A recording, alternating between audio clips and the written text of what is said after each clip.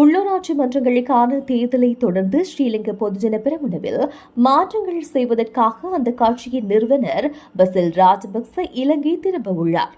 Basil Rajapaksa June மாதம் நாடு திரும்புவார் என கட்சி வட்டாரங்களை மேற்கோள் காட்டி தகவல் வெளியாகியுள்ளது. அவரின் வருகையை அடுத்து ஸ்ரீலங்கா பொதுஜன பெரமுனவில் நிலைப்பாடுகளில் பல குறிப்பிடத்தக்க மாற்றங்கள் இடம்பெறும்.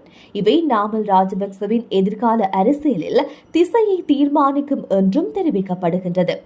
நாடு திரும்பும் பஸ்ஸில் அடுத்த ஜனாதிபதி தேர்தலை இலக்காக கொண்டு கட்சியின் உறுப்பினர்களை ஒன்றிணைத்தல், வெளியேறியோர் அல்லது கட்சி செயற்பாடுகளில் ஒதுங்கியிருப்போரை மீண்டும் இணைத்தல் உள்ளிட்ட விடயங்களை கையாள்வார் என்று கூறப்படுகிறது. இதேவேளை கடந்த தேர்தலில் ரணில் விக்ரமசிங்கவுடன் கூட்டணி அமைத்த பெரமுன கட்சியினர் மீண்டும் இணைய தொடங்கியுள்ளனர்.